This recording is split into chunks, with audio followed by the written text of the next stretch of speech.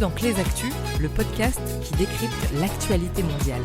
En cette semaine du 20 janvier 2025, nous allons explorer les dynamiques complexes de la Chine en Afrique, la relance industrielle européenne, les défis posés par le Sahel, les stratégies de réindustrialisation et le retour du protectionnisme américain.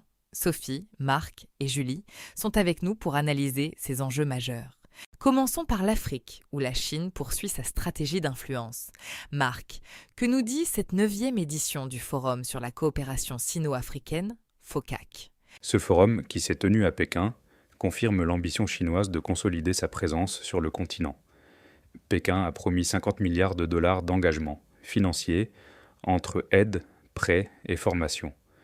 L'objectif est clair, sécuriser l'accès aux ressources naturelles et étendre son influence dans un contexte de rivalité accrue avec les États-Unis et la Russie, d'autant que Donald Trump pourrait revenir à la Maison-Blanche. Sur le terrain, cette stratégie se traduit par des investissements massifs dans les infrastructures, mais aussi par une dynamique de militarisation, avec des exportations d'armes et une base à Djibouti. Si certains dirigeants africains y voient une opportunité, d'autres s'inquiètent du déséquilibre commercial et du risque de surendettement, sans oublier les critiques d'ingérence. Restons sur le front économique, mais cette fois en France, avec un exemple de réindustrialisation. Julie, l'usine Eurolysine à Amiens, reprise par le groupe Avril, semble retrouver des couleurs. Exactement, Sophie. 6 mois après sa reprise, le groupe Avril vise la rentabilité et la pleine capacité de production d'acides aminés dès 2025. Ce retournement est largement dû au droit anti-dumping que la Commission européenne a appliqué début janvier sur la lysine chinoise, offrant une protection tarifaire bienvenue. C'est un signal fort pour la souveraineté industrielle européenne. L'objectif est de produire 100 000 tonnes par an, avec un plan d'investissement de 130 millions d'euros sur 5 ans. Cette mesure européenne, qui protège l'unique site européen de production, montre que la réindustrialisation est une priorité face au déséquilibre du marché mondial. Passons maintenant à une question environnementale et de santé publique cruciale. Les PFAS, ces fameux polluants éternels. Marc, une enquête révèle une stratégie de lobbying intense de la part des industriels. En effet, le Forever Lobbying Project, relayé par Le Monde et France 3, met en lumière 20 ans de lobbying d'Arkema et d'autres producteurs de PFAS. Ils ont financé des toxicologues et produit des arguments scientifiques biaisés pour empêcher leur interdiction, malgré les preuves de leur dangerosité et de leur persistance environnementale. Les conséquences sont considérables, avec une pollution massive, notamment autour de Lyon, et un coût de dépollution estimé à 100 milliards d'euros par an pour l'Europe. Ces industriels cherchent même à faire valoir des exceptions pour des usages spécifiques, comme dans les batteries, rendant la régulation européenne complexe. Le retour annoncé de Donald Trump à la présidence américaine soulève des questions sur l'avenir du libre-échange. Philippe Escande, dans Le Monde, analyse cette tendance. Trump s'inspire de figures comme William McKinley, président de la fin du XIXe siècle, pour prôner un modèle protectionniste et impérialiste, marqué par de forts droits de douane.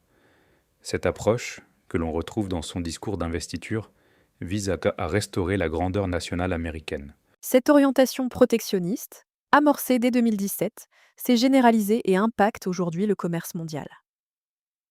On observe une fragmentation des chaînes de valeur, un ralentissement des échanges et une montée du nationalisme économique.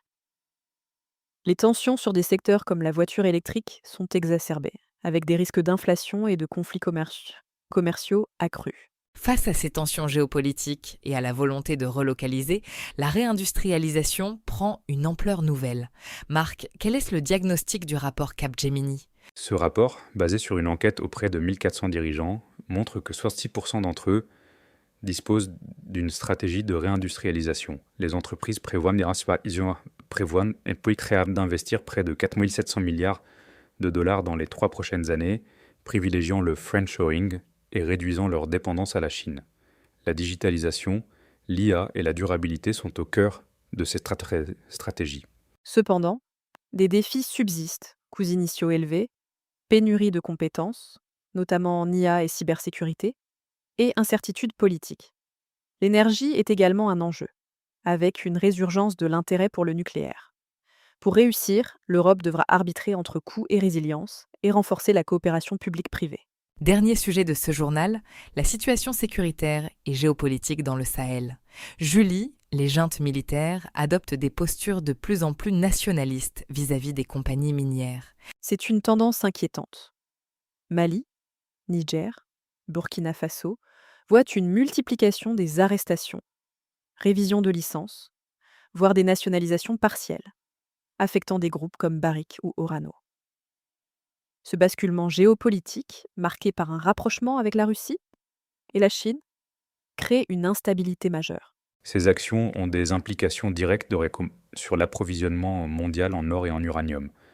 Elles introduisent une volonté d'affirmation de souveraineté des États sahéliens, mais augmentent les risques financiers pour les entreprises et recomposent les alliances stratégiques dans une région déjà fragile.